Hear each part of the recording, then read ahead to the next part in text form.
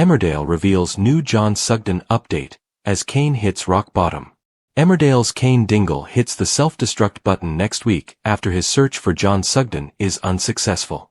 Cain has recently been on a trip to France in the hope of finding John and avenging the death of his son Nate Robinson, but he fails to locate the missing killer.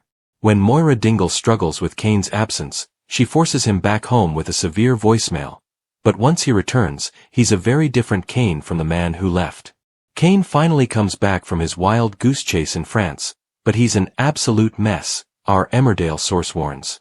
He didn't find John, so he feels as though he's failed his son Nate and hasn't got justice for him. This feeling of fatherly shame fuels his self-destructive grief, and Cain turns to booze for comfort. Moira tries to quiz her husband on what happened with John, but Cain evasively bats away her line of questioning. Pushing past his coldness, Moira reminds him that the anniversary of his dad's death is approaching and asserts that he still has responsibilities to attend to with his family. But Cain pays no attention. Even though Cain still has a family who need him, he can only focus on the son that he lost, shares our insider. After John's cruel words in the woods, Cain fears that Nate died hating him, and he won't rest until he makes it up to him, even though Nate would surely want him to find peace. As Cain's siblings Sam and Belle visit Zach's grave together, they wonder if Cain will show up to pay his respects.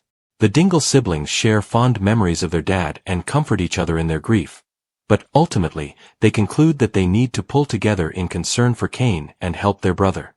The Dingles are the village's strongest family, and having each other's backs is what they do best, our source says. It's usually Cain holding the family together as the oldest brother, but in this case, he seriously needs help from the rest of the clan.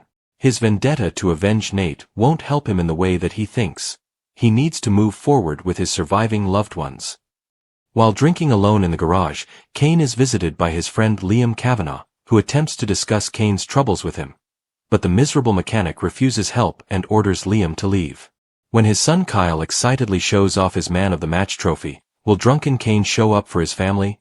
Or will his siblings be forced to intervene and pull him out of the terrible place he's in?